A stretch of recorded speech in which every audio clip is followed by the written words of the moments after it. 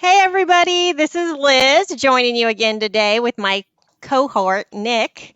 And a few of you have asked that you'd wanted to hear some of my story. And so Nick is going to ask me questions, and I have no clue what he's going to ask. So take it away, Nick. Okay, cohort. That's such a funny name.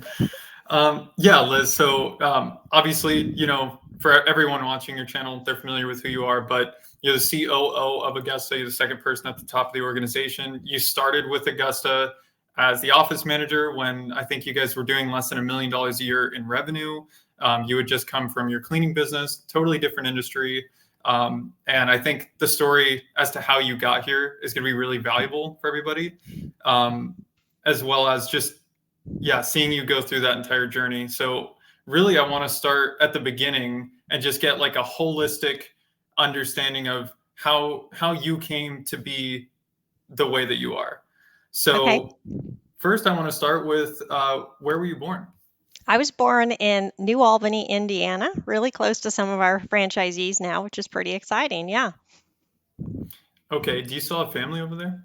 I do have some. I was the baby of six kids, and so I was the little caboose. And we lived down there till I was 14. We had three kids moved up to Washington State, and three stayed down there in the Indiana, Ohio area. So, you were one of the ones that moved to Washington? Yes. How come? Well, we moved up here to go to church in Canada, so we we're right across from the Canadian border. And there was a minister up here that had a pretty outstanding ministry all around the world. And my parents really respected him and they wanted us to be in his church. So they moved us up here to Linden, right across the border. And we drove across the border multiple times a week to start going to church there. So that's how it all began in Washington State. How interesting. They moved Yeah. all the way over here just because they believed in that church so much. Yep, and my dad worked in Indiana and stayed there and worked, and then he and my mom would travel back and forth together to be able to see each other. They made a huge sacrifice for us. Wow. Yeah. Okay. That's so interesting. So they must have had a lot of conviction in, faith and wanting to raise you guys in that way. Um, Gosh, that's so interesting. So what did your mom do when you moved up here with her? What was she doing for work? So she had worked for the same organization he did, and it was a book publishing company, and so she actually typed out a lot of the transcriptions from their actually sermons. And so she would do the transcribing. So she would wear something like this all day and type them all out and then be able to email the manuscripts back to the company. So she was able to work at home, and then she worked at a little shop in London as well because she had to work, he had to work. All of us kids ended up working to support us all as well.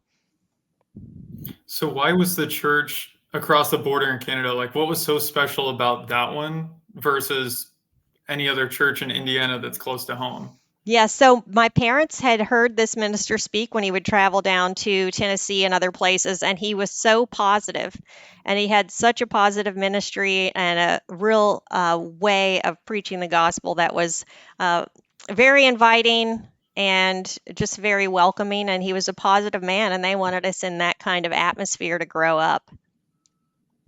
Do you still see that pastor today? Well, he's quite elderly now, and he's in a really nice home that his family has him in, but he's not pastoring anymore. Okay. During that time when your family moved you over here, like was there any resistance? Did you not want to leave? Like you said you were 14 at the time, like obviously you had friends, you had a social circle. Was that like did you view that as a disruption in your life or was that something that you were really enthusiastic about? No, 100% not supportive. Like, you take Oh, a kid and you take them away from all their friends and everybody they've ever known and move them all the way across the country. No, didn't support it at all. And yeah, we came kicking and screaming, but we also were trying to be respectful to our parents. I was 14, my brother and sister were twins, and they were 16. okay. Interesting. So obviously like the values beyond even spending time together. Like obviously your dad stayed in Indiana, so your parents they valued the faith and meeting with this specific pastor at this specific church in Canada. So they valued that so highly to the point where they were willing to sacrifice their time as a family unit, which to most people, that's the one thing that's like a non-negotiable. So how did that shape your values in life? Having your parents set that as the ideal that like, hey, our faith and this church is more important than all of us being a cohesive family unit. Mhm. How did that raise you to view life, and did you follow in their footsteps? They really believed in doing what was best for all of us. They were invested in our future.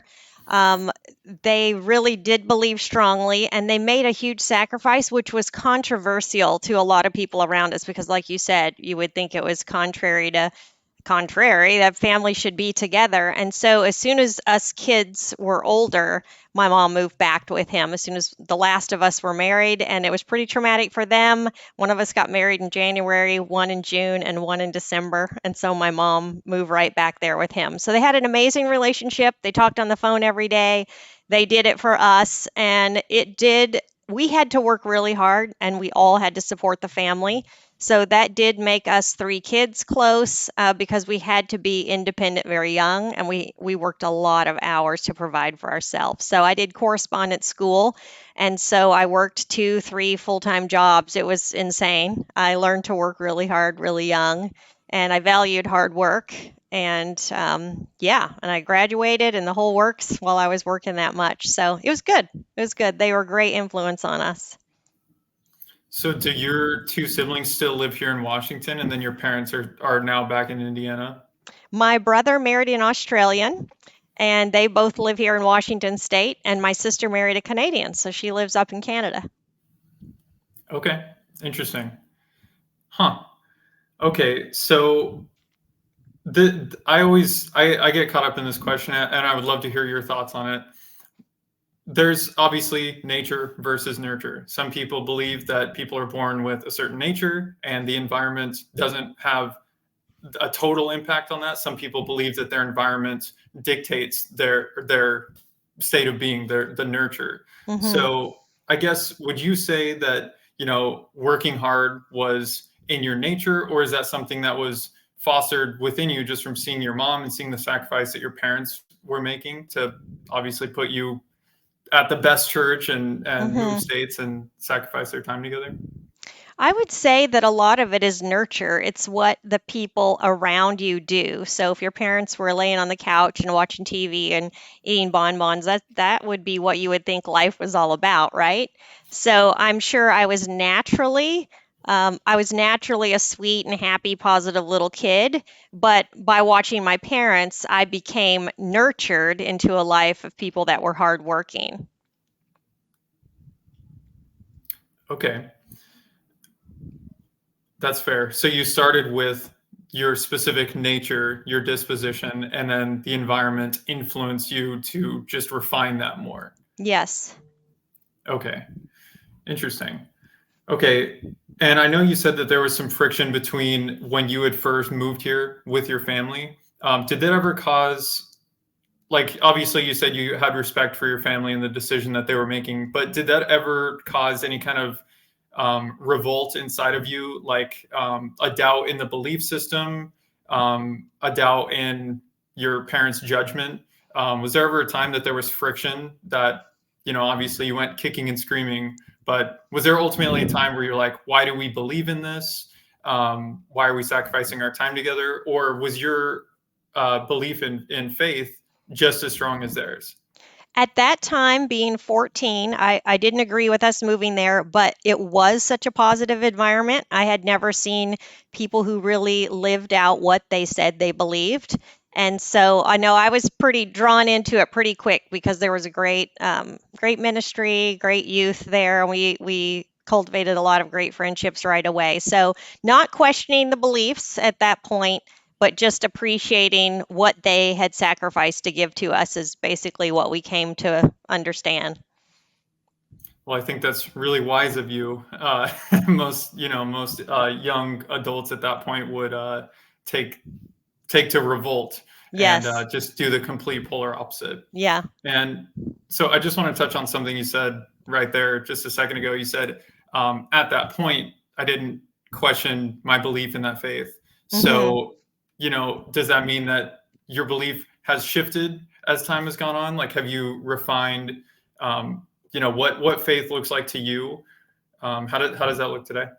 Yeah, so I ended up marrying into that church and that faith. Had my children there, raised them the same way. It was very conservative, non-denominational, holiness standard. So the ladies wore, dresses that were long. They didn't cut their hair, no makeup, and the woman was supposed to be very submissive to the man, and just totally different than you see in the world today. And I did believe all of that, and I raised my children in that. And then we'll get to that, I'm sure. But as you know, I'm 50, and when I was 40, my entire world blew apart. And so, of course, it makes you go back to the foundation of everything you are, everything you've poured your life into, because that same faith my parents have and sacrificed their lives for, I had done also. And in the Bible, it says, seek first the kingdom of God, and all these things shall be added unto you. And so when you serve God in the Bible, it talks about God putting you through trials and testings.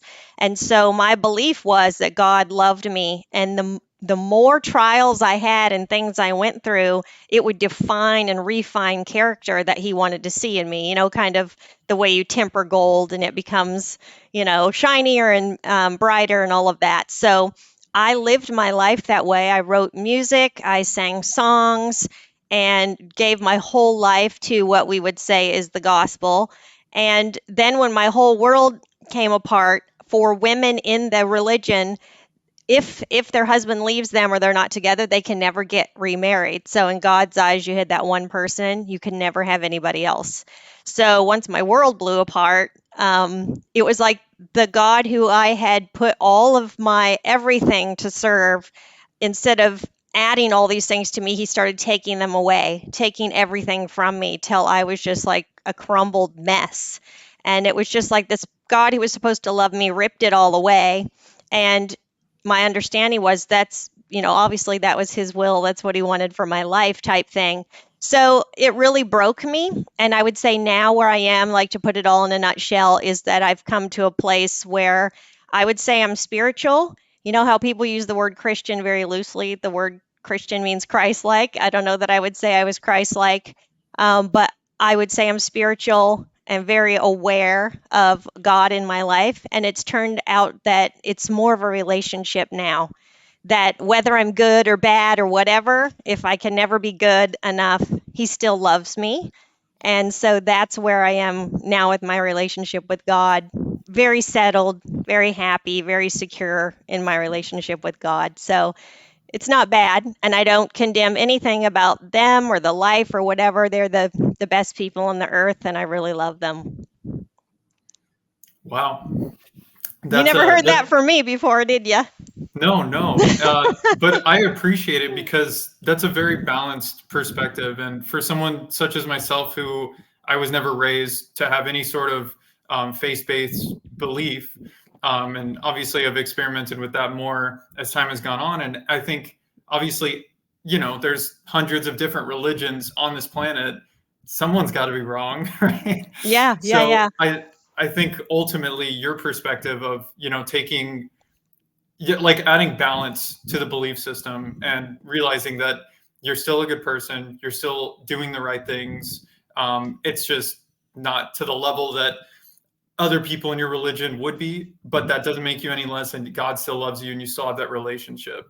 Yes. Um, and I can only imagine, after having that belief system for the first 40 years of your life, and then having to shift that, Mhm. um, that must have been extremely jarring because you're Yes. basically reinventing the entire way that you think and perceive life. 100%. Yeah. So, can you expand a little bit? You obviously, like the age of 40, that's a marker in your life, where a lot of stuff changed. You just described it as everything blowing up. Can you expand upon that, in whatever detail, and just kind of talk about what that turning point was? Sure. So I was 39 and I was married at 18 and my husband was 19. and we had been raised the same way in the religion. So when you get married, you're married for life, and we loved each other that way. And after many years, we ended up being married for 24 years, I think it was altogether. But he got to where he started to not follow the faith and become very discouraged, and have his own spiritual doubt. And he started drinking a lot. And I remember having a conversation with him and saying, be careful if you're just gonna you're just gonna go on a downward spiral if you just give over to everything. He said, no, no, I think I can control it. So he stopped going to church, let our kids know that he wasn't going to church anymore, and started to drink a lot. And so that affects everything in your life. Addictions do, and people don't usually think they have an addiction. So everything in his life did spiral out of control, and one thing leads to another when you're an alcoholic. And so he wanted to leave, and I didn't want him to leave, obviously. And he did leave, and then wanted to come back 4 months later. We got back together, and we were together 3 more years. I put him through school, and he got a really good job. And then he would go to Alaska for 3 weeks and work, and then come back for 3 weeks and back and forth. So one time he came back and he said, I said, you seem a little sad or discouraged, or you don't seem quite right. And he goes, yeah. And he named some other people we knew, that women that weren't allowed to get remarried, whose husband had left him. And he goes, I just feel really bad. And then he was like stopping. I said, oh, so you feel like you want to leave me, but you don't want me to be like those other people and not be able to have anybody? And he said, yeah, yeah. And so that was his way of telling me that he wanted to leave me. We have nothing in common. He loves me, which is very, very confusing. And then the very next day he left, he moved out, and it all blew apart. So my kids were teenagers at that point, and it was very difficult the first time he left, very difficult the second, and confusing for them because they never saw us fight. I wanted to emulate that kind of wife. Like, I gave my whole life to my family. He meant everything to me. They meant everything to me. And we had our plans. You work hard all your life, your kids are going to grow up, and then you have plans of what you're going to do. And we had all those plans together. And so it was very difficult. Yeah. So in that process, I ended up losing my house, my car. I lost everything that I owned except my two kids. And so it was like, yeah, blowing all the pieces up. So all your hopes and dreams of what you had planned for the future were over, and you had to pick up these pieces somehow and try to move on. And so at that time, I owned an in-home care business and a janitorial business. So I had a janitorial business for 18 years. And then one of my customers that I had actually had Parkinson's disease and asked me if I would become their full-time caregiver, and they would pay for me to go to school. And so I did that, and I did 24-hour care for them for 7 or 8 years, and hired RNs, LPNs, CNAs, and they had 4 different homes, and I traveled with them and provided care and did treatment plans with doctors for Parkinson's disease. And so I was there for 8 years. And during this time of my divorce, when you lose everything you have like that and you're discarded like a piece of trash, pretty much, you become where you believe that about yourself. So I ended up believing that I couldn't be any of these things. I wasn't good, and I actually quit my business. I put it all in the hands of other caregivers, left them with really good people, and I quit my job. And he that was right before he had left. And so I lost my job, left my job, and then he left me. So he had it really good, and then walked out on us and took his nice, good job and headed off into the sunset. So that was how it all blew apart. Thanks for expanding on that. So, in that situation, obviously we try to practice extreme ownership. We take ownership over everything that happens in our lives. Sometimes that's just not the case. And in this situation where you feel like you've been committed with him for 20 something years, you've done everything you could to keep the family together. You guys had plans, but all of that is ripped away from you involuntarily. Mhm. That's extremely jarring. And Mhm. I feel like most people that would leave you with a victim mindset where Mm-hmm. a lot of stories that you hear like yours that you just described, the person ends up homeless on the streets, they've lost everything, they can't recover, they're a victim permanently of Mm-hmm. external circumstances that they had no control over. So, what is it about you that made you decide to fight? Was there a time where you just felt like giving up? Like obviously you quit the business, you lost the house, you did hit a low. Mm-hmm. But ultimately, what made you decide to not take a victim mentality and obviously start on the path that brought you to where you are today? Well, there's pieces of that that you and I are going to share in another episode. And it's where you and I plan to be really vulnerable and share some things about ourselves. But I did go into that victim mindset. When everything you are is about the man, every part of your existence is about him. You don't even have your own self. You don't even know what you are by yourself. And so all of that was like I felt like a worthless piece of trash, and I was just still supposed to provide for the family and do all these things, but I didn't even want to be alive. Like, why would I, if I'm not wanted and everything I was ever going to do or be doesn't matter anymore, and my kids are grown up, then what am I even doing here? And so for about like in a nutshell, for about 7 years, I was like this wild caged animal, and I pulled myself back from everyone. Everybody who loved me, if they tried to reach out, I was just like, "Rear," like I couldn't accept their love. I was just angry, bitter. I was a horrible person to be around, and my kids and everybody tried, right? But I just kind of withdrew and just worked and ate and slept, and when I was with them put on this little show like I was okay. So for about 7 years I was like that, and of course this kind of overlaps into getting together with Mike. But when I actually made a change was when I realized, so people you're around, they start to affect you. And one of the guys I worked with, he was in the military, and he was always joking about these things that he would hear. And it turns out, after all these years, it was Jocko and Echo. Echo, who does the podcast with Jocko, and he would be joking about some of the stuff they say. So he would share with me their podcast, and I started listening to Jocko. And then, of course, I got the book Extreme Ownership. And if you read that book, you can get really angry because it's saying to take ownership of everything in your world. Well, how was I going to take ownership for what my guy did to me when he just did it? That's what he wanted to do, and he had said he didn't want to have responsibility, and all he wanted to do is party with his friends and work at this new job he had. So um, to have this whole life and to try not to be a victim is almost impossible. You can't do it by yourself. And so after 7 years of wallowing in this and, anxiety, depression, suicidal ideation, like all of this roller coaster you go through, and then the religion thing also, like, I can't measure up. I'm this broken human being. I can't perform or be good or keep singing, about the grace of God and all these wonderful things. And like, oh, he gives and he takes away, blessed be the name of the Lord. That was very difficult, and especially when you are a victim, getting in the victim mentality. So listening to Jocko talk about taking ownership of everything in the world, how can you do that?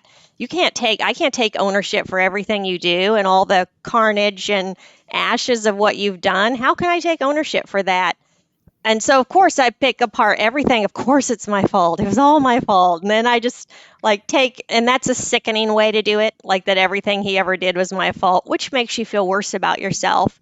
But when Mm-hmm. I would say, okay, people are raped and drugged, they're born addicted to all kinds of things. There's people that have sat on their mommy's lap and, somebody shot their mommy while they're in their lap, like horrific things that have happened to people. And somehow they go on to become incredible human beings. And I knew I couldn't do it by myself, but the principles that I was hearing and listening to started to change me. So I realized, how am I going to be here and turn around to become some other person and get better? And so I realized that if I just stopped everything I listened to, no music, nothing, and just started to only listen to things that would bring me out of this dark hole and make me a better person, is what I was going to do. And I would listen to this stuff and I would swear and I would cry and I would say, I can't do any of that. It's too hard. But I wouldn't stop listening. So it was sermons that maybe I didn't agree with, but it was still good for me to hear. And podcasts and people that are at the top of their game. So they're the best at business. They've overcome the most horrible things, autobiographies of people that have built things and accomplished things and all they went through to get there. I just started listening to that. And it just started to change me because if you listen to the best of the best talk about their lives and what they do and the things they've accomplished, it'll start to pull you up to their level instead of wallowing in this dark place that you're in. So, in a nutshell, that's kind of how I started to pull out of that. Well, I'm surprised that you were self-aware enough during that time to realize that that was a path you had to take. Like when you're in a victim mindset, you're very weak, you're very susceptible, you don't see the light. Like, Mhm. and obviously we'll expand a lot on this in the other episode that we do. There's a lot to talk about on that subject. But I think that speaks to a part of your innate character, probably the work ethic that was fostered in you as a kid, to keep going, Mhm. even when the odds are stacked against you. You never stopped, and even though it was 7 years of struggle, you came out of it. And I Mhm. think that's a very common trait that you see in people that have achieved a lot in life Mhm. and in business. A lot of the people that we talk to in this audience, they persist through the struggle at all costs, Mhm. and eventually they come out on the other side.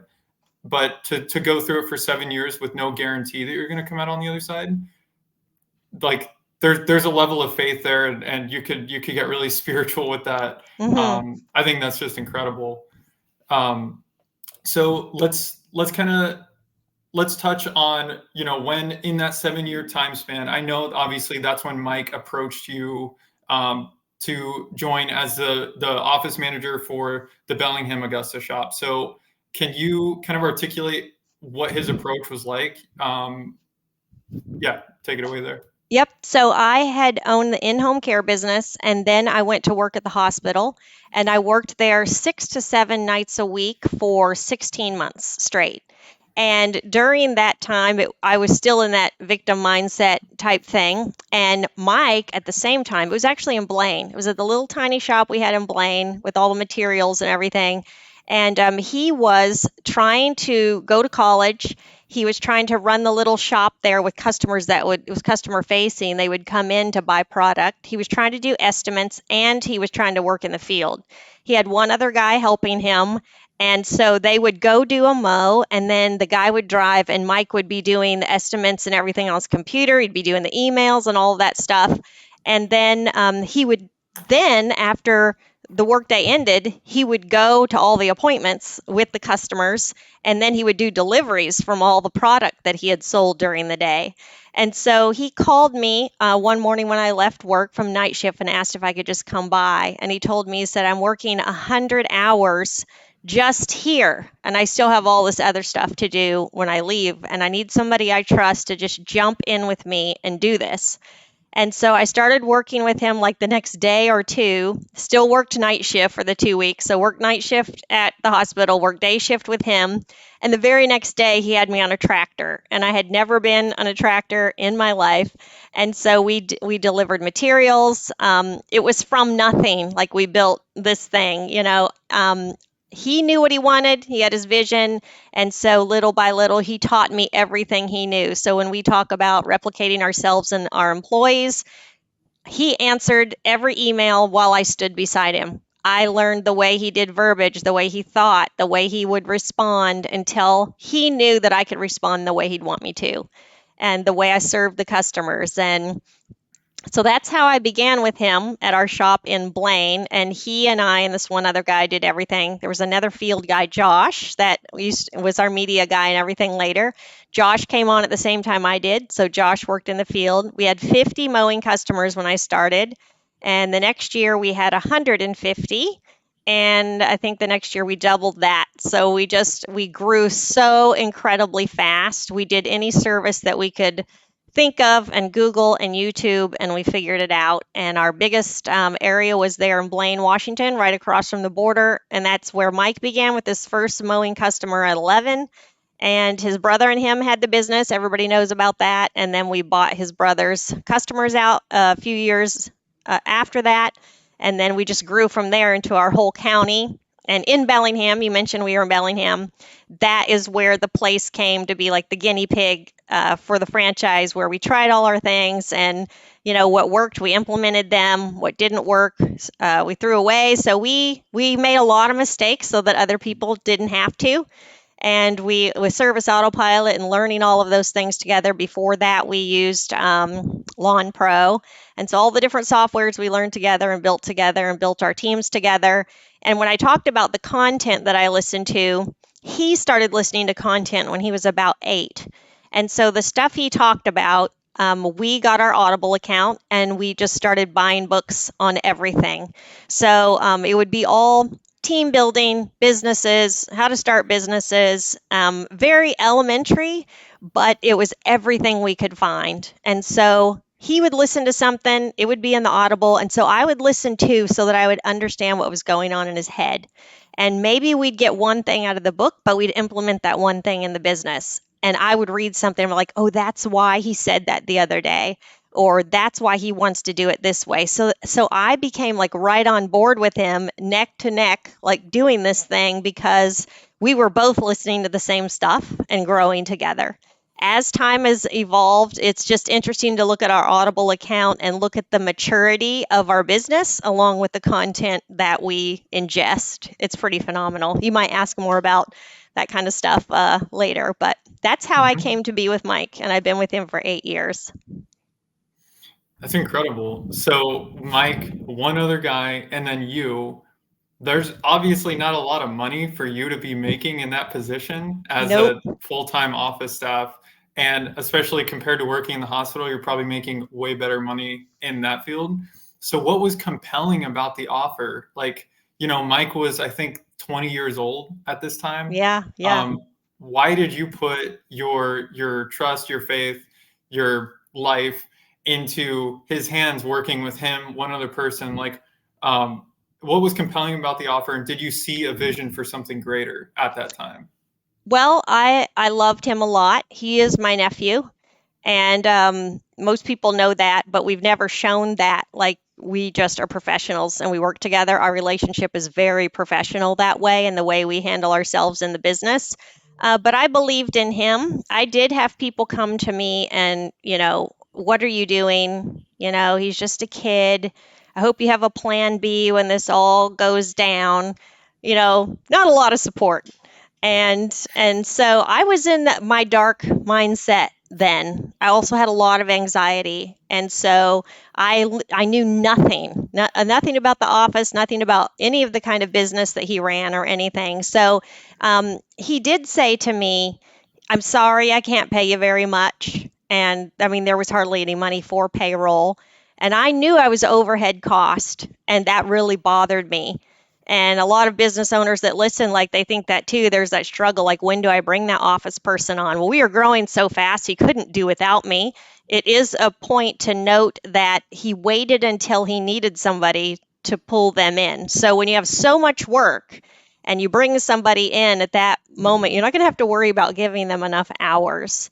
But when growth sucks cash, and so there wasn't a lot of money, but he said, but someday, he goes, if you give me sweat equity, someday I'll make it up to you and you'll be rich. And none of that ever mattered to Wow, me. Yeah. None of that that's a mattered to bold me. statement. Yeah, 100%. But it was because we knew that we worked so hard and we poured our lives into this. We poured our lives into our employees. I believe that if you pour that much out to other people and you give so much to have so many other people's lives better, yours is going to become better too. Like I couldn't go anywhere below zero. I was already in a very bad state, so it could only go up from there. It was actually an advantage to him that I was in such a dark place because I wasn't running around and partying. I wasn't going out with people. I didn't want to see people. I didn't want to be with people. So I was right there to work 12, 14 hours a day and then clean skid steers after. I was down for working 7 days a week, and that's all I thought I deserved anyway, right? I was, oh, you deserve to work this way the rest of your life, is your whole life's going to be like this. So we were a good team. Yeah, And that's something that people do when they're struggling or they're going through something. They want to pile it on and make it worse. totally. So workaholism that we talk about, it's just as bad of an addiction. Like, obviously, there's positive results from it. So, we don't necessarily view it as being a problem like you would view alcoholism or something, but it is a Hmm. form of escape from reality, and it can be abused in that way. Yes. Um, but there's benefits that come from it, so it's hard to really say that like that's a bad thing. Hmm. But it sounds like you kind of capitalized on that during that time period, is like, this is the thing that's going to keep me going. Hmm. um, and what I also find fascinating is that you that one, Mike had the level of conviction that he did back then when it was him and one other guy. Because Yeah. we've all heard people in this industry that are them and one other guy, and they're going to run a $20 million business and have all these different locations and all that stuff. And like 99.9% of the time, it's a pipe dream. Yeah. But for you to buy into that and for it to be coming true, it speaks to the law of like auto suggestion, where or I believe that's what you would call it, where you speak your reality into belief. Hmm. Hmm. So like, you're leading through action, you're putting in the work ethic, you're taking every day, you're putting in 12 hours a day, every single day, with no guarantee that it's Hmm. necessarily going to work the way that you want it to. But your belief is so strong that when we're talking about like the spiritual energy that's out there, you attract that success because of the work that you put in. So it was Hmm. never guaranteed, Right. but like the level of uh, assurance that you and Mike both had at that time is impressive. Um, yeah. So I know, obviously, Mike said he went to you because he trusted you. Hmm. Obviously, trust is a huge thing, especially like when you're going to build something with someone. Trust is like number one. Hmm. Do you feel like that's the only reason, or do you feel like you had a unique skill set that he wanted to facilitate? Obviously, you'd ran your business for 18 years. So can you kind of touch on that? And just, obviously, these aren't Mike's words, but why do you feel like, other than the fact that he trusted you, that he chose you for this position? I think he had seen a track record in me. He saw that I was loyal to my husband to a fault, and I was always there. I was like a steady rock, and I don't commit to stuff without following through. I had the family work ethic. But yeah, he trusted me. He loved me. He also knew I was not in a good place in life, and maybe we could help each other. So it was really a mutual thing. And yeah, we just trust is really the number one thing. You can really not get along with somebody, maybe, but if you know they've always got your back, he can trust me. Like, it doesn't matter what. It doesn't matter if we're multimillionaires or billionaires someday. I've got his back and he with me. So, yeah, that's what it's been built on for sure. Okay. Yeah, that just kind of speaks to the power of that. You can't really quantify that, Mm-mm. but it is probably one of the most important qualities that you could have. Mm-hmm. So my question for you, obviously you ran a presumably successful business for 18 years. It wouldn't be successful if it didn't run for that long. Um, so do you feel like you were naturally gifted as a leader? So obviously, like, owning a business, it comes with a lot of extra burden, the burden of command that people say.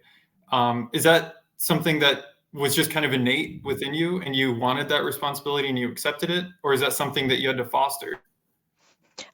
Being a hard worker was kind of natural to me. Having the business I did, I didn't really have a great business acumen. I thought I did, but you only know what you know, right? And you don't know what you don't know. So I didn't know that I really didn't know much, but I did what I could to run a business. And I did it part time, my janitorial business, all those years when my kids were in school and all that. And then I started the in home care business and did the other business at the same time. The in home care thing was a whole nother learning experience.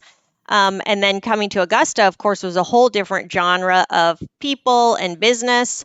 I do believe that you can be born a leader, but you'll never be a great leader until you have put in a lot of work to become a great leader.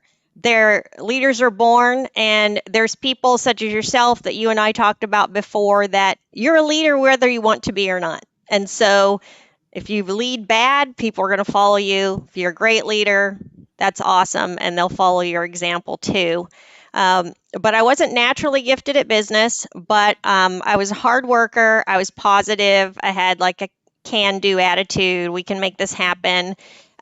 It does take a mind shift, though, for a lot of people as business owners, is we think we've always got to have it hard and we've always got to grind and things have always got to be difficult. And you get in that mindset and you grind for years and years and years until you realize I'm supposed to be having a view up here. I'm supposed to get somewhere. I'm not supposed to grind for 30 years.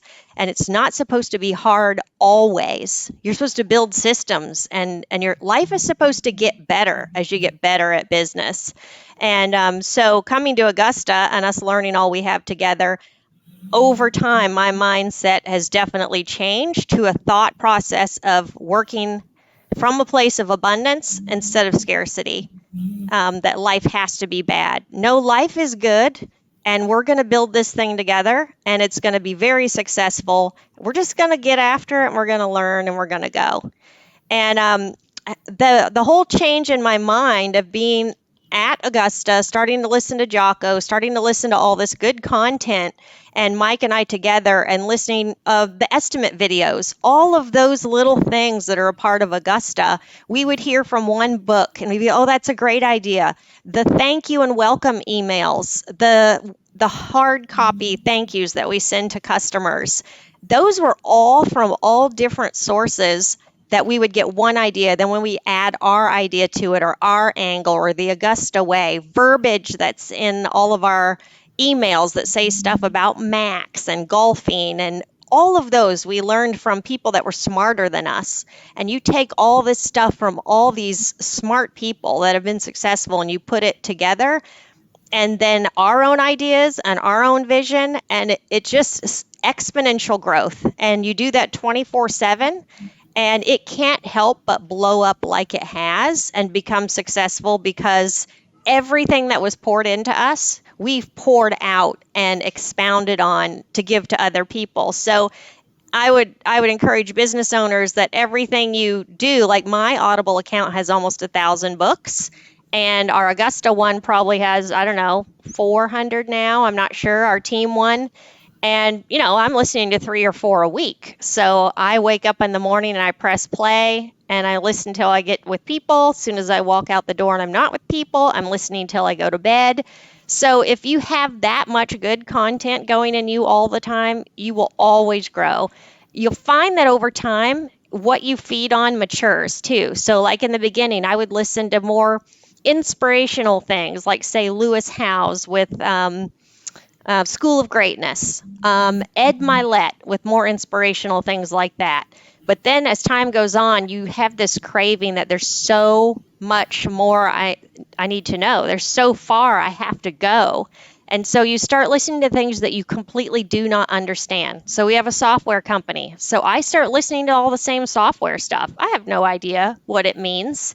But it's like I remember telling Austin, and he would say, I don't understand any of this stuff. And I would say, just listen, even if you don't understand it. Like when you're out in the field, just let it go, even if you don't think you're getting anything. And I remember one day, somebody said, like, SOPs. And he's like, standard operating procedures. And I'm like, see, it's in there. You've been listening, even though you don't know it's in there. And he felt so awesome to know that he knew what we were talking about. And that's how it happens. Like I listen to all this software stuff, coding and all these things. And then I'm like, okay, that's what they're talking about. That's what they mean. Nobody told me to do that. But the quote I have for the team right now on the board here is the only the only distance between where you are now and where you want to be, the only thing between that is skills.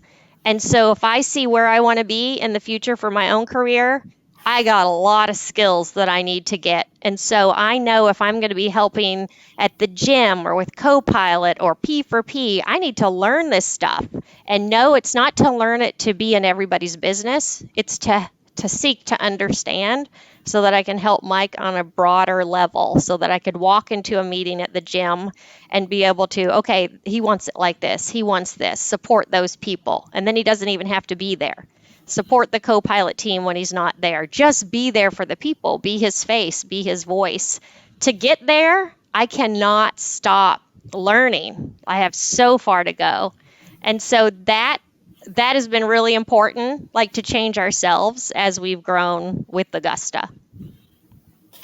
Okay, so when you're talking about acquiring skills, I think that's a very digestible concept for everybody to look Hmm. at and understand. It's like, yeah, I need the skills of being a great leader to be a great leader. Great. The real question is, how do you turn yourself into somebody that um, is an expert at acquiring skills? Like, how do you acquire the skill of acquiring skills? And to Hmm. add more context to that, when you started listening to Jocko, before that, were you in a fixed mindset to where all you knew was hard work?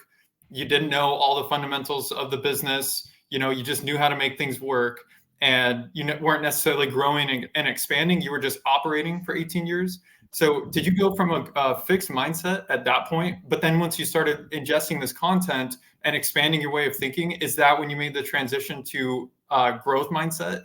And then, is that ultimately what created the operating system within you to become someone that can listen to 1,000 books and just keep expanding over and over? Well, I think part of it is, have you ever met people that are very educated and they've gone to school for one thing and they're super smart and they are very intelligent and they know all about that, but they can't be taught anything else because they're very smart and they have made it. They're already there. They got everything they need and now they're going to do their career. You could say it's a handicap that I had, that I tried to go to college 4 times, but because of my circumstances, I couldn't work all the hours I needed to work to provide for them and go to school. So I had to keep giving up the school. The idea was that once he had a schooling, I could do that. Well, of course, that never happened. So I felt stupid. I felt ignorant. I would tell Mike, I need to go to school. I need to get my business degree, and I just had a terrible complex about that. But I turned that into really my superpower because I felt so stupid. It made me so humble and realize that there is so much I don't know. And so, why can't I just absorb this and learn from everything and everybody and just have an open mind to be like, okay, that fits me and that fits me. And oh, I don't grasp that at all. Like for business owners, maybe they don't get P4P and they're supposed to implement it in their business, but they don't get numbers or they don't understand or they feel so stupid. I don't care. Listen to the P4P book 10 times. Like, there's things I don't understand, so I just listen to them over and over and over, and maybe they become a fiber of my being. If you don't feel like you're a good leader, listen to the best people talk about leadership. I'm not joking. Hundreds of books I've listened to on leadership, but one thing here and one thing there. And another thing that helped me was I have a note app on my phone, and every time I would be listening to something and I would hear a good quote that I'm like, whoa, that's harsh, but I probably should not forget that. And I realized that's my competitive advantage. You might not have time to listen to these thousands of books, but Liz is doing it for you. And so I realized other people don't have time, but I'm going to glean from them. And maybe I wasn't like consciously thinking that, but I would put the quotes in this app. And the first year I had 4,000 in one of my list of quotes for the one year, from stuff I would be listening. I would just talk it into my note app and save. Um, that's the way. my mindset had to become. And I still feel that way. I would love to go to school. You have to learn to learn. And I think that's what school is good for, is to build stackable skills. And because I didn't have that opportunity, I've just had to like grab it all and then try to sift it out. The best thing for people to do when they're so overwhelmed about having to learn so much is to take one topic. So, for instance, I'm having more engagements where I have to speak now. So I get every book I can on public speaking. Maybe I hate this author, maybe this person doesn't jive with me, but I'm going to listen to them all. One little thing from this book will help me, one from that. It's just reps. And then, with the software, I listen to a ton of software books. There's other skills I've needed, and I get every book I can on the subject and try to learn it. And a few things will make me better, right? It's better if I don't listen to anything, then I'm not going to be better. But if I listen to the best, how can I not get better? A little bit, a little tiny bit better. And so that's my thought process now. So, where I want to be in my future position, I have courses I'm taking now. And every second that I can, I'm learning these things to get where I want to go next. And the minute you stop learning, you die. Like you just shrivel up and die in your position wherever you are. So, I know there's a position here that's going to open up for somebody eventually at Augusta as we build, build, build. And I've heard Mike say to people that want to be near him, want to work close, and he's like, when that time comes, I'm going to pick the person that's as close to it and is ready to walk into that role. And I'm like, that person has just been given like so much. But if they don't like dive in and become organized and do things like Mike's got to see reps of them getting better and better at something. The only reason I know, you're not guaranteed anything, but the only reason I know there is a future for me here at Augusta is because he never sees that I stop learning. And he has said before, if I didn't see that in Lee and Liz, and same in you, if he didn't see that in us, there wouldn't be a future for us here. I'm just an employee. I could be gone tomorrow. I mean, I'm 50. Some 20-year-old who just came out of college could take this role. My only, up on them is that I've had years of experience and I don't stop learning. I think that's a powerful takeaway for anybody listening to this, doing anything in life, because we all just view school as we get out of high school and it's like, okay, just go act, just go do your life. Mhm. But we never talk about continuous education. Like you said, you're 50 years old, you're still listening to thousands of books. Mhm. And just imagining the compound effects, you've only done that in the last 10 years. Yeah. Imagining the compounding effects of someone like Mike, who's done that from 8 years old and is 100%. consistently stayed on that track. Imagine where he'll be when he's 50. Totally. Imagine where you'll be when you're 70. Mhm. You can't even quantify that. You just have to trust the process. And Yes. I think, yeah, that's just a great message for everybody, whatever they're doing, just anywhere in life, just learn. Even if you're Mhm. not learning something that's relevant to what you're doing right now, just learn about it. I Um, think another thing that's important is to stay uncomfortable. And Jocko does talk a lot about that. Well, in our industry, you're uncomfortable all the time. The guys are out there working their butts off. The owners are working so hard to get more and more business. As time goes on, though, and you work on the business instead of in the business, your employees are going to look at you and think you have the easy life, and they need to see that you are still actively making yourself uncomfortable. So I'm working now in an office. Well, I don't want to lose my edge. I don't want to be talking to business owners and guys in the field, and they're going to be like, whatever, you have no clue what I'm going through. But if they know I'm 50 and I've never known how to swim because I never had an opportunity, and I am dragging myself out of bed and going to learn to swim and jumping in the ocean over my head, terrified, and I'm training for a Spartan, that stuff's scary to start from scratch. But I have to stay uncomfortable or I won't be able to relate. And so that's really important for business owners because we are going to grow and we are going to transition and we are going to be working out of the business instead of in the business with the guys in the field. So they have to be able to relate to us somehow. So let's touch on that a little bit. The concept of deliberately keeping yourself within discomfort, because Hmm. human nature, you want to reach homeostasis. You want things to become easy, and you just want to exist without extra stress or stimuli. A lot of the reason that a lot of us get into business is because we're okay with the short-term sacrifice of long hours, extreme amounts Hmm. of stress, not enough money, to grow this thing in 5 or 10 years that will eventually allow us more comfort. But what you're and so the goal for a lot of people is to have more comfort with less input in the long Hmm. term. They want a business that runs without them. Um, but that the whole like premise of what they're trying to do is reach that comfort goal. But Hmm. you're saying that doesn't exist, or are you saying that does exist? Can you expand on that a little bit? Is it okay to work for comfort, or should we be uncomfortable our whole lives? Because if you're successful, you have enough money, why suffer more? Why keep grinding?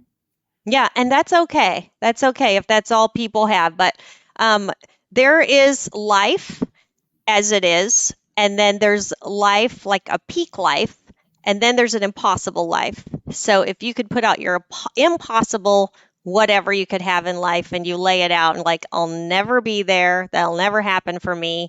But then you think of a place that's peak life, like life could be really good if. And so when I lost everything, I ended up in a 200 square foot little tiny studio, like for a girl, this is a big deal. And I had no washer and dryer, no dishwasher, nothing. That's all I thought I deserved.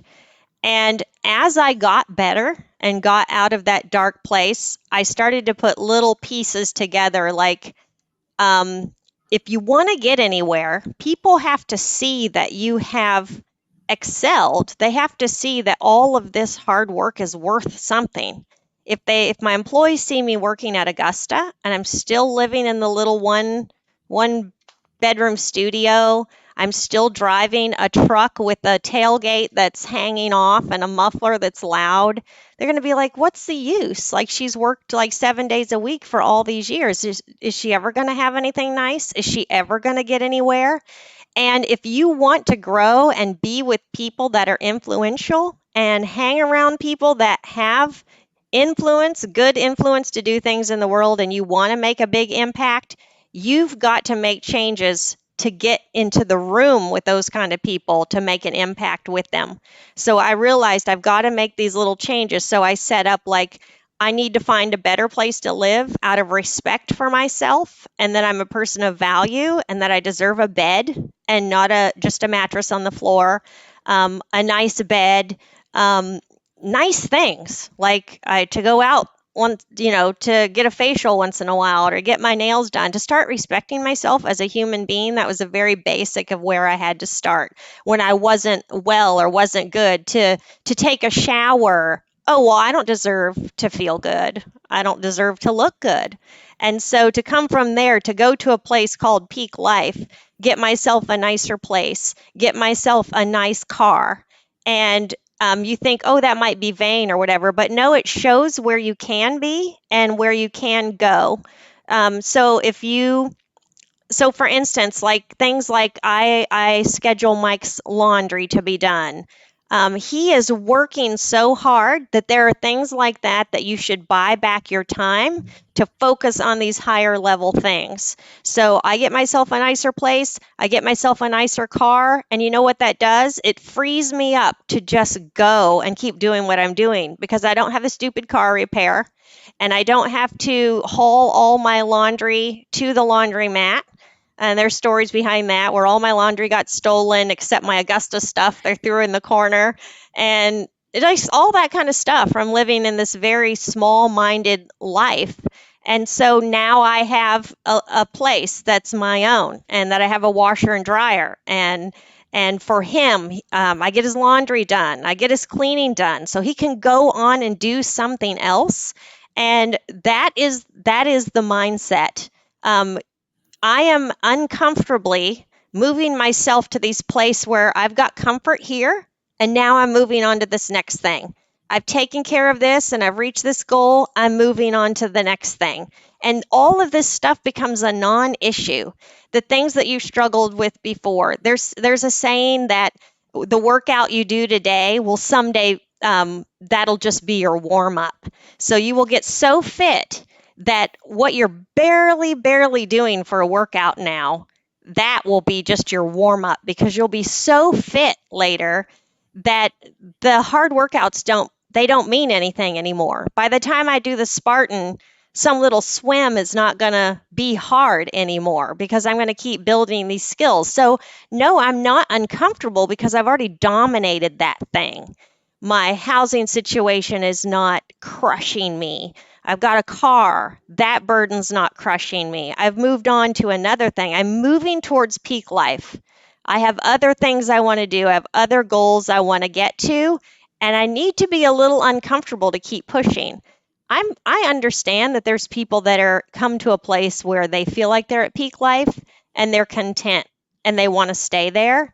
I also know people that are 80 years old and they still are talking about diet and exercise and stupid stuff that I want to have dialed in at 50 so that I can go on and live life, right? I don't want to be 80 and sitting there talking about how terrible AI is and it's going to kill us all and salt is killing America and like lack of education, right? Because they haven't moved on in their thought process. I eat carnivore, and to hear people like ripping that to shreds, and I'm thinking you're so uneducated. Like educate yourself, like replicate before you start saying how bad something is, right? And I don't want to be 80 and sitting there comfortable, fat, satisfied, and not be able to like have any vision for other people coming behind me. So no, I'm intentionally uncomfortable because I want to keep showing other people that there's a way up. They can get better. They can look better and feel better than they felt 20 years ago. Like I'm a testament to that. So, no, I don't want to be comfortable.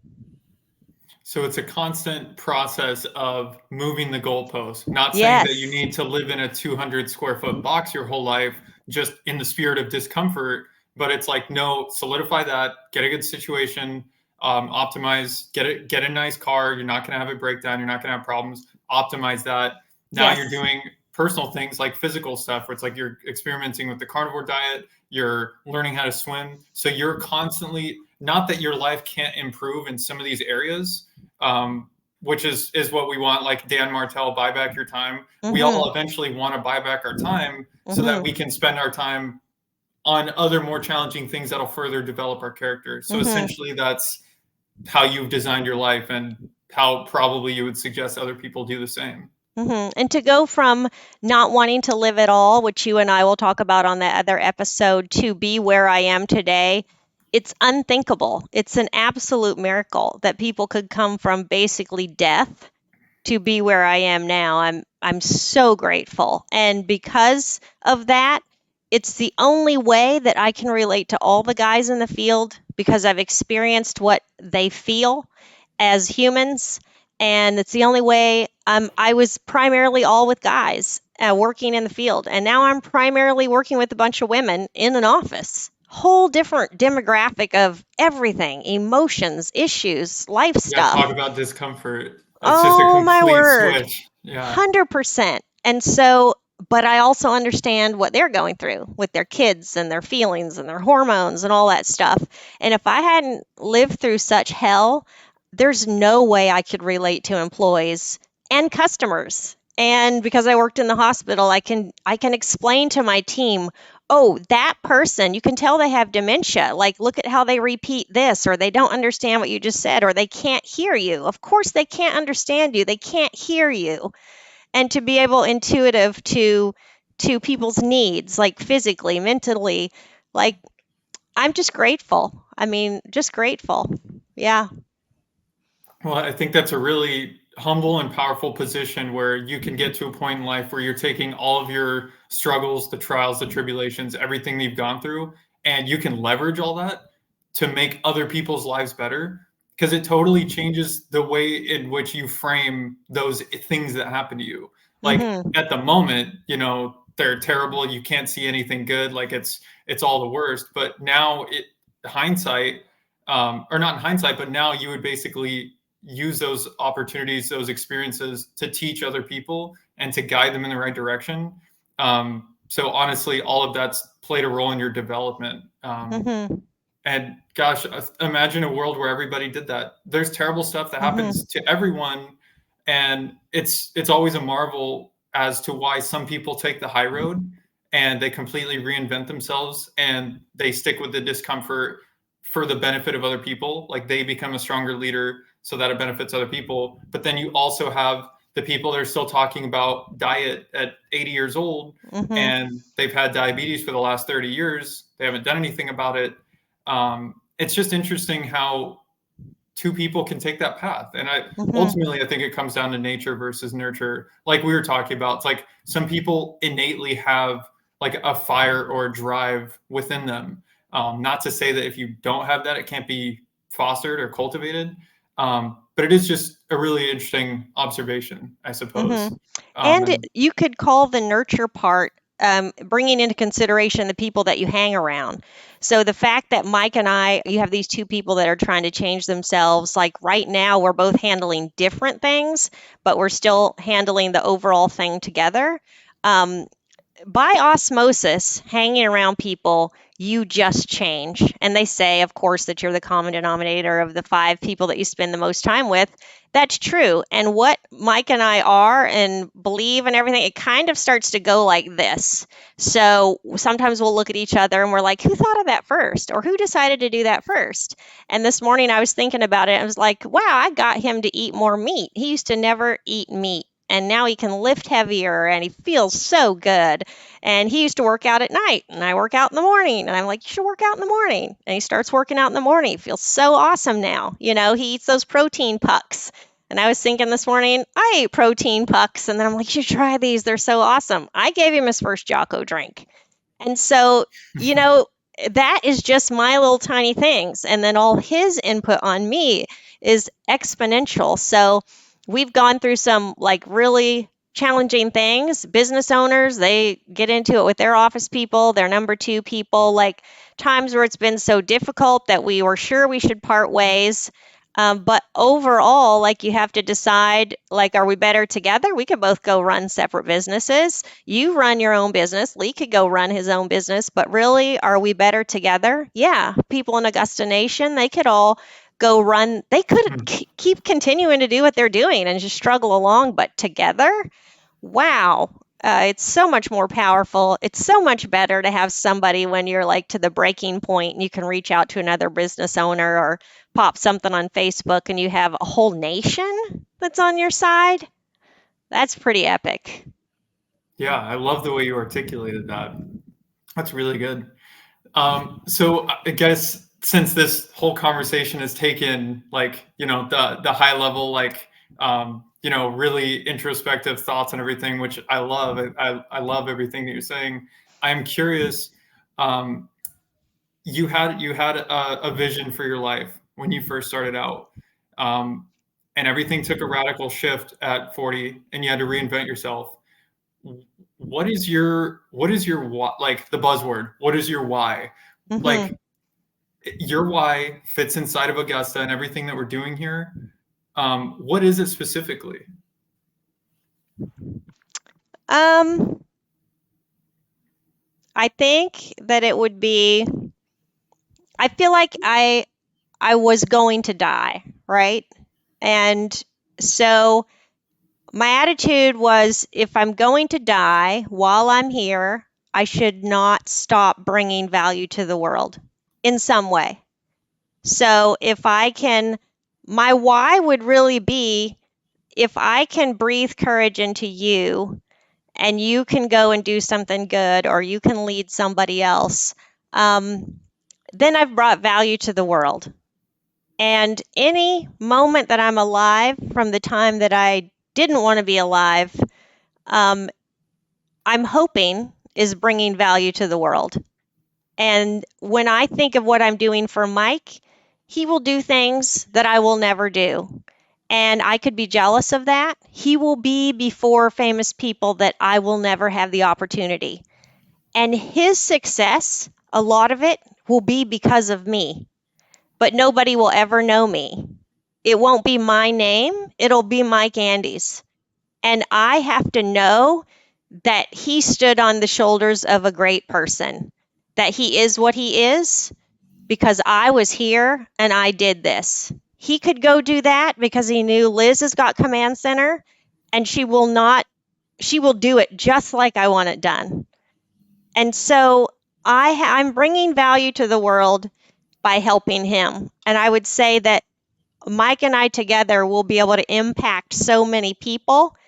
And I am behind him as the visionary because he's going to change a lot of people's lives. And that's just the way it is. Like I've cried and been mad, and we're all meant to do different things, right? I'm not going to get to do what he's going to get to do. And that bugs me.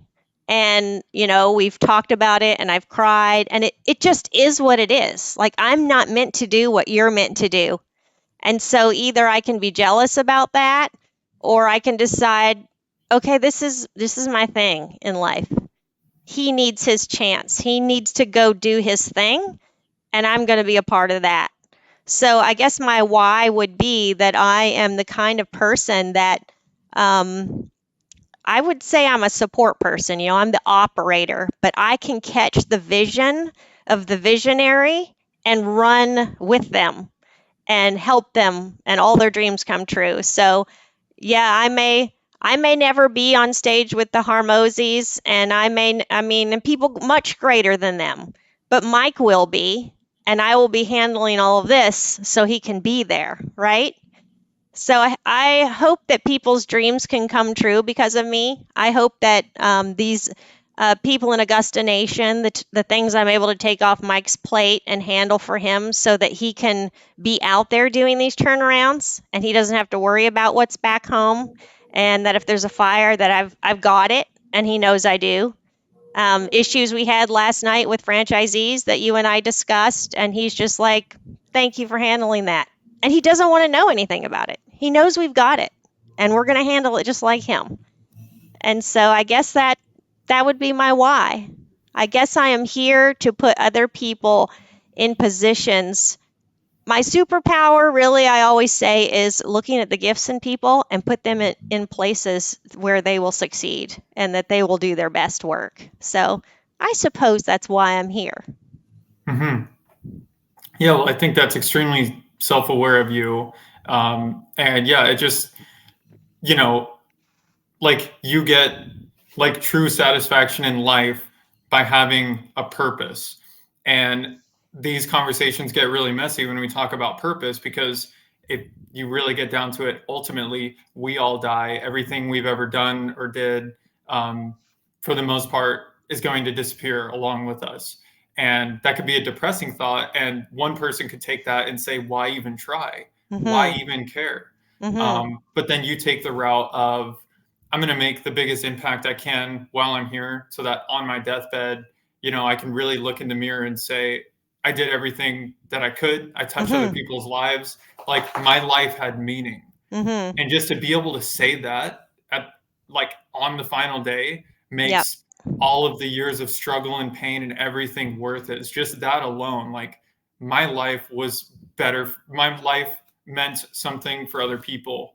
And I think that's extremely motivating. And I think a lot of people could take notes on that too, because having an external motivator beyond yourself Mhm. is so powerful. So ultimately, like we all are animals. We don't need that much to be happy. We need a roof over our heads, food, water, shelter, good. Like beyond that, there's not a ton that's really going to change your life.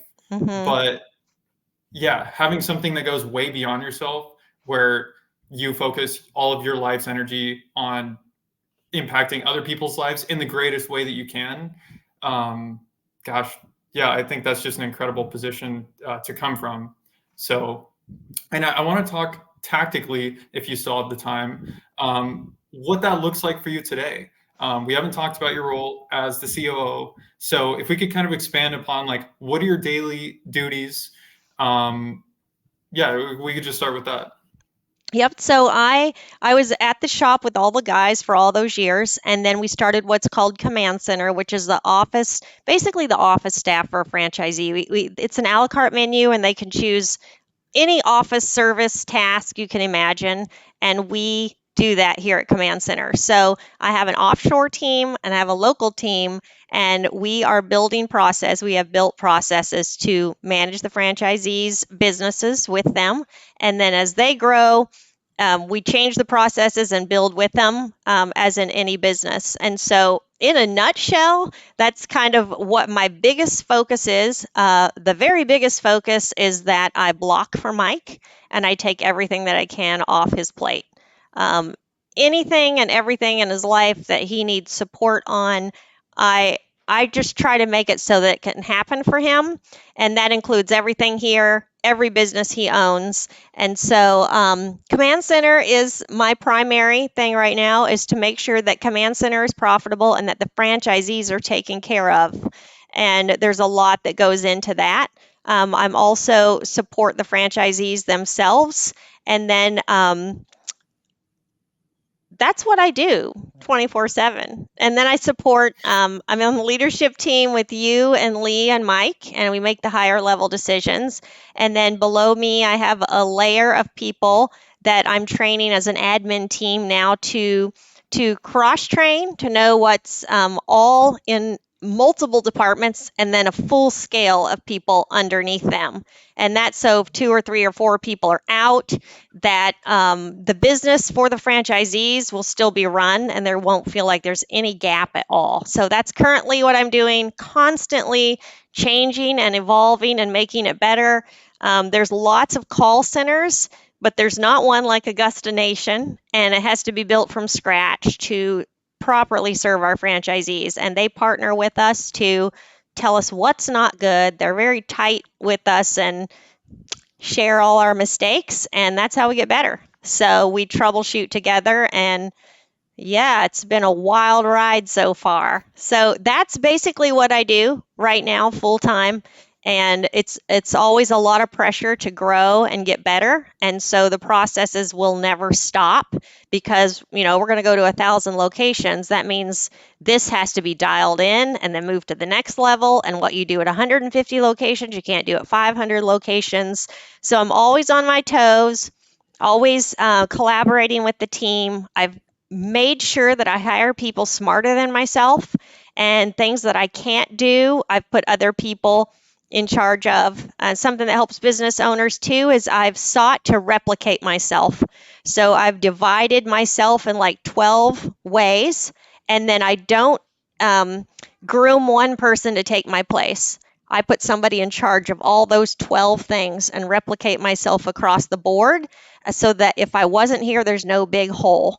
And then that's what you do. You completely cover your every single task you do so that you then can move to the next level. And the next level that I plan to move into is to be able to overall handle and cover the businesses for Mike, and to be more like an executive assistant to him. And it has to be somebody, again, that he trusts completely. And I feel completely inadequate for that position. And I think that's healthy for us all to feel inadequate, because it forces us to be humble enough to know that we have a long ways to go and to learn. And so the only reason I would be good for that role is I've done all these years with him already, but my skill level needs to come up, which is what I'm trying to get to. So the tactical parts of my day are working with all these individual team leaders and let them come up with the ideas for the departments, and then we fine tune them, and then I'll just make the final call. Yes, we're going to do that. No, we're not going to do that. A lot of the higher level things with the franchisees, maybe their personal stuff and their team things, that's where I try to be available for them also. That's really big, especially in spring rush, what they're feeling, and like it's very difficult for owners right now. So I probably posed an impossible question for you there, because it's going to be impossible for you to quantify all of the different things that you do. There is random stuff that pops up day in and day out that doesn't fit within a box. It's not part of a system. And you just have to be someone that's able to switch gears really quickly and just handle everything. Mhm. So, my question is, and I wonder this personally too, with this new role, how do you thrive in an environment with such a little structure? How do you know how to switch tasks? And same with business owners. Like, we have a million things to do. Obviously, Mhm. Command Center helps with a ton of that, but beyond that, there's just a million things to do in the business from like an actual tactical level. So Mhm. how do you, like Lee said, prioritize and execute certain tasks? How do you know that your time is always being efficient? How do you know that you're always working on the most important thing? How do you avoid idle time? I guess just Mhm. how do you not get overwhelmed with all these random different things without having just an operating system that you know you perform these tasks? Yeah. Jeff Bezos, he talks about in one of his books that when he gets up in the morning, he tries to think of two things that if everything else does not work out today, I got to get these two things done. Well, you and I know that that's okay till we walk in with all of our team and everything's going in every direction and stuff is broken and mowers are broken and people are sick and they don't show up. And that's all well and good. And you basically put that thing aside to get all this other stuff done. But an important thing is to just show up. Number one. The other thing is to kind of decide those two things that you'd like to get done in the day. Sometimes it's just showing up and serving your team. Another thing that I've always said is to eat the elephant one bite at a time. And so, and there's another saying that do what is important, not what's urgent. So, not the fire that's happening right here. Like, what is the goal of this day? Like, we're following one, two, three, four. We got to get all these jobs done. And we still got to get the mower fixed. Okay, so whatever we got to do, we're still getting the jobs done. That has to happen today. We have to make money. We're not going to get anywhere and run this business unless we make money. So you got people quitting, you have people like no shows, ghosting you. Okay, so what do I come back to center myself on? We still got to get the jobs done. We made commitments to these customers.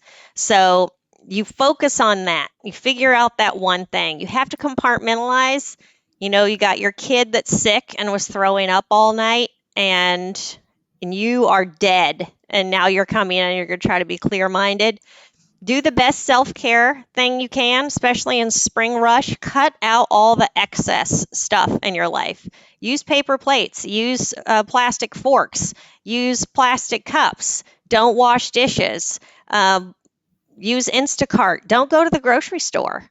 Instacart is cheap. It's like one fee for the year. And I don't go to the grocery store. It's all delivered to my door.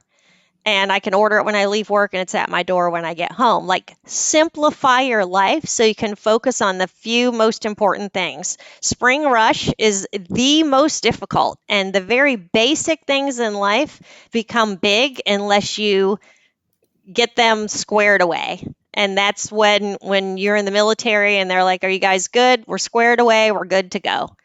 Take care of all that stuff, get it wrapped up, get it out of the way so you can focus on we got to make money. And somehow I've got to inspire these employees to come to work and work for me today so I can make this money. And it's really dialing all that stuff in, getting rid of the excess and focusing on what's important. So when you're speaking about this, I can tell that you're in a position where you're on top of it right now. Like, you're speaking from someone who has everything dialed in. Um, Obviously, it took a lot of time and effort to get there, and mistakes. And I know, obviously, one of the mistakes that happened years ago, 2022, I believe, was Command Center just totally falling apart. Mm-hmm. And I want to know what was going through your head during that time, because obviously you're taking charge of that department, that part of Augusta. You're leading the charge. You're doing everything that you can, but it's not working. Mm-hmm. So was there a time within there that you felt like quitting? Have you ever felt like quitting?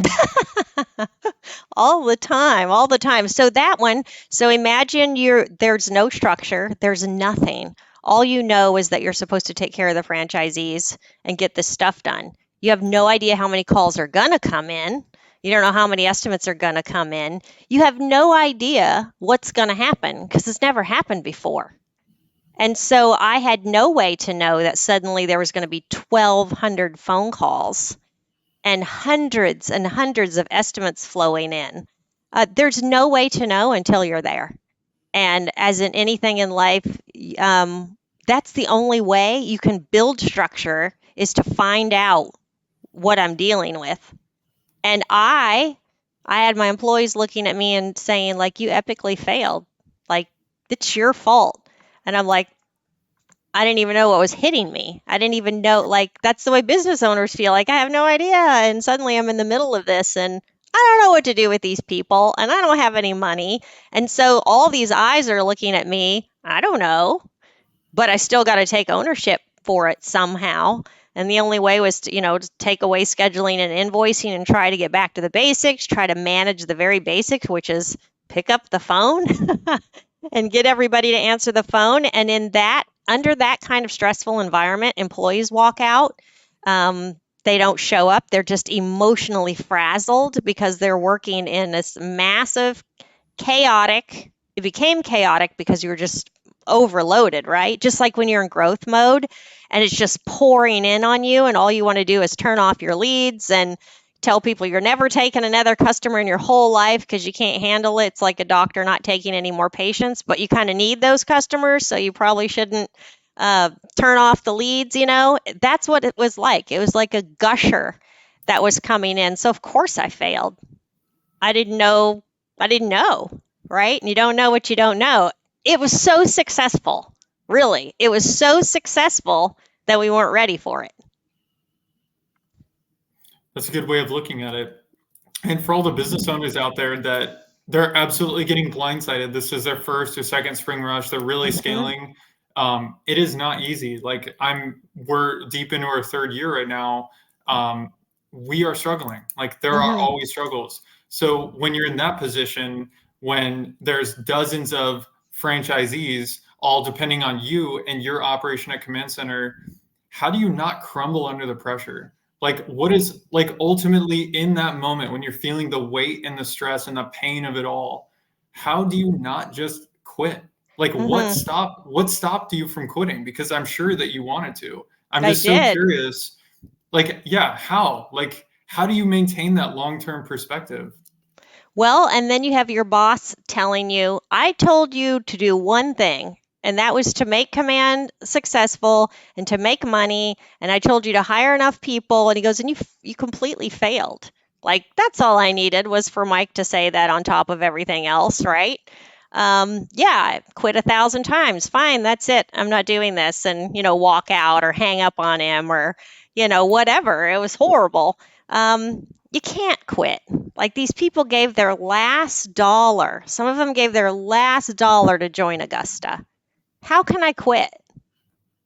Like their families are depending on me. Their jobs, their whole business is depending on me. Their customers, like it trickles on forever. I can't quit. I got to keep trying to make it better with Mike. And little by little, we've gotten better. People will, like in any business, people will come by 5 years down the road and they'll be like, wow, this is a nice place to work.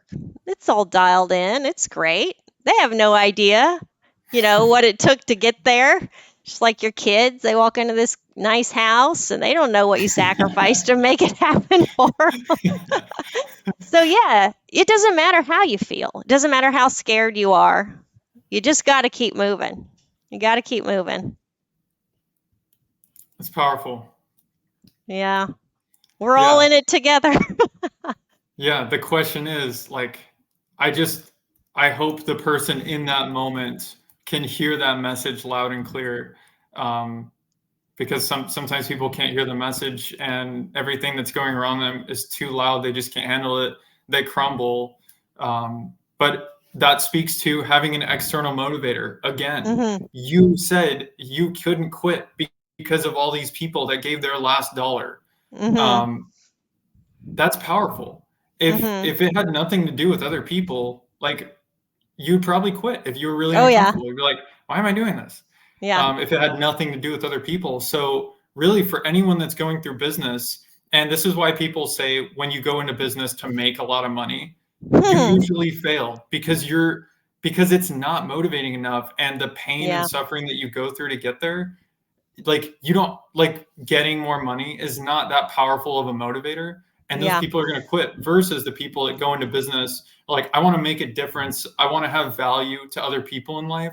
Those are the ones that persevere and go through all that pain and ultimately provide more value in the long term. And again, like we were talking about, the burden of command, Yeah. it's a heavy price to pay, but we need people like that.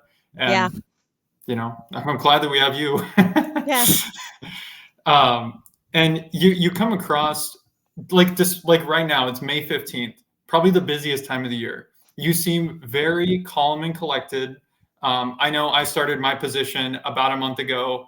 I've had a lot of questions, a lot of struggle. I've been reaching out Hmm. to you a lot. You're always the voice of reason. You always have the right answer, and you are very, like, calm and put together. Like, I can tell during this interview, you're in a state of peace Hmm. when this is typically the time of chaos for all of Hmm. us. And that's a far stretch from this time 2 years ago when everything was falling apart around the seams. So, can you speak on that? Like, why do you think that you're in such a state of peace right now? I think I feel like when you stood at the gates of hell all by yourself and had to battle things out, you can do this. You can do this. When you've lived through hell, people have been through tough stuff. We're just people. We're going to make it through this day. We're going to figure it out. You might lose a customer. You might lose $1,000, but we're going to figure it out. We're going to be okay. And I guess when you've gone through enough of that, these are just reps. You're going to want to die today. Tomorrow, you're going to feel a little better. You know, this is life. It is not easy. And tomorrow's going to be hard, and today's going to be hard. Um, I've come to a place of peace because I've like surrendered to the difficulty of it. I know that people will hate me when I do the right thing. I will give my life to protect business owners and my team. You'll be hated for that. People will say a lot of bad things about you, but that doesn't matter either.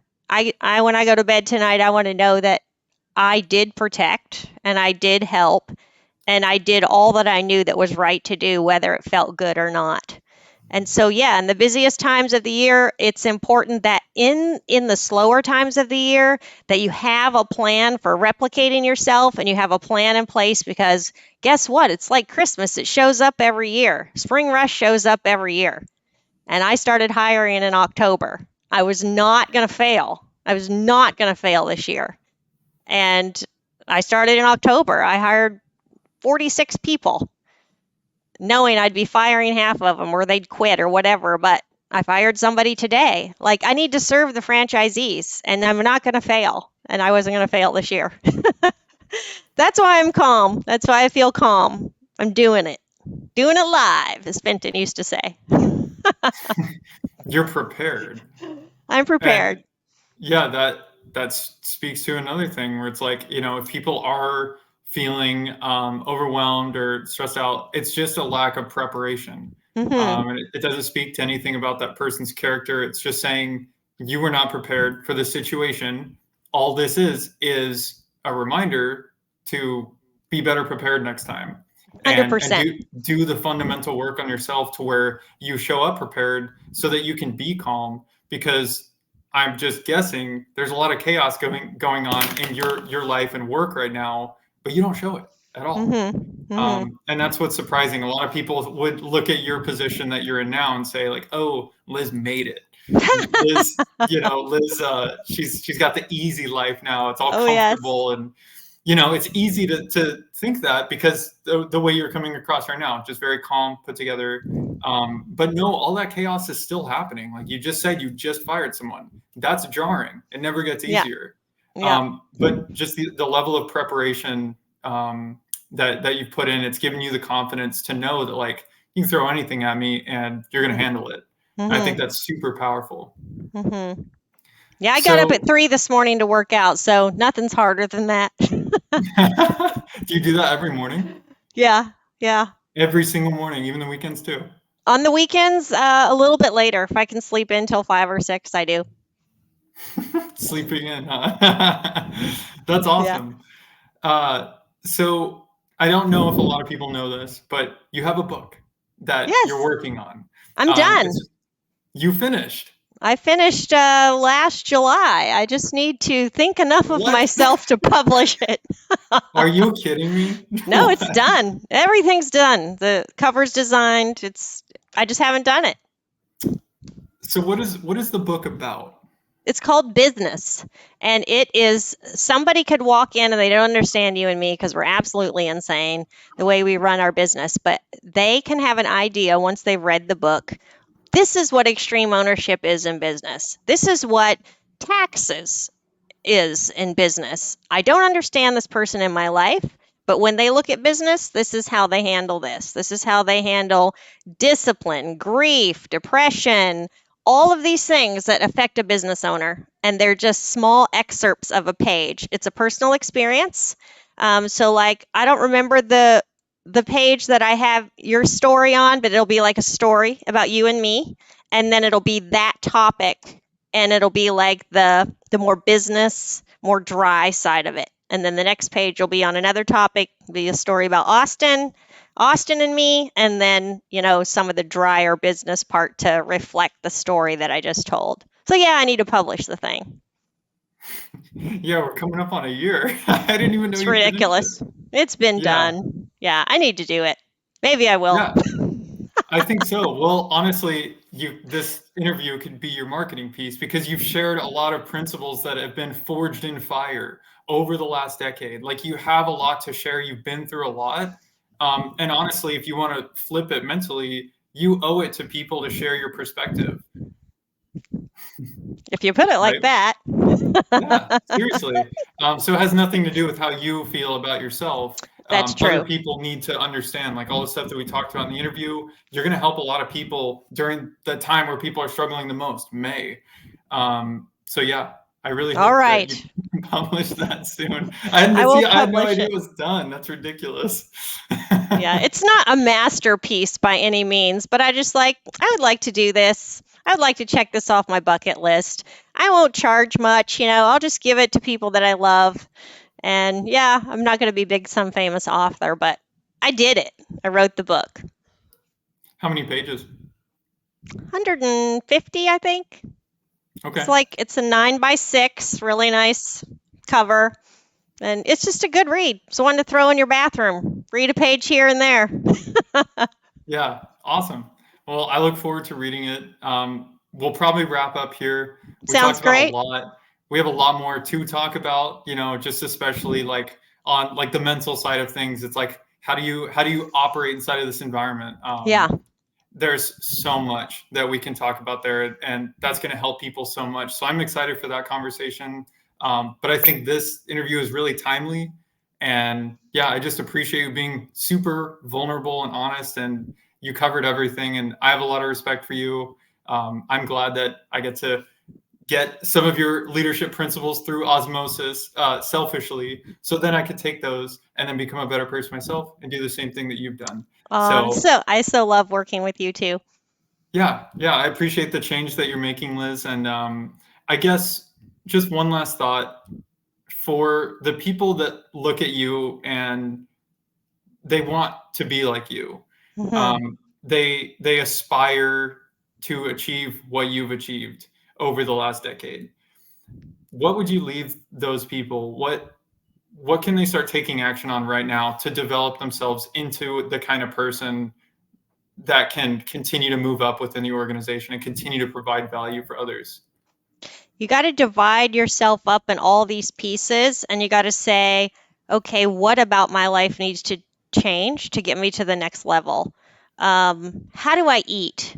How do I take care of my body? Do I sleep? Do I smoke? Do I need pot to survive? Um, all of those things matter in business, and they will take you further by dealing with them one at a time. So if it's sugar, which is like cocaine in your brain, whatever you need to get rid of, one thing at a time. Just make a change. Start listening to good content Have thoughts from other content that are not your own. So they make you a better person, and you have to keep coming up and coming up. Don't listen to stuff that puts you in a dark place. Only listen to things that make you better. Only hang out with people that make you better. Stop doing stuff that is tearing you apart mentally, physically, emotionally, and do the deep work on yourself. And once you do that, then you can start moving up. You'll watch yourself in business change. You'll watch the way you handle yourself with your employees change, because guess what? You got a few more hours of sleep last night. It does matter. I mean, it's changed my life to take care of myself. I'm good. I'm locked away, and now I can walk in and just give 200% to everybody else. And then I walk back and I go to my little home and I did it. And that is how you get where you want to be. If you want to be like me, you got to do what I did. And God help you if you want to be like me, because you don't want all my flaws and all my weaknesses. And we all know that I have those. I mean, ask Mike. He knows my flaws and weaknesses, but he still wants me around. So that's it. That's it, man. Got to put in the hard work. Excellent. All right, we'll close it off on that note. Liz, All I right. really appreciate it. This has been awesome. And yeah, I look forward to the next conversation. Okay. Have a great day. You as well. Bye.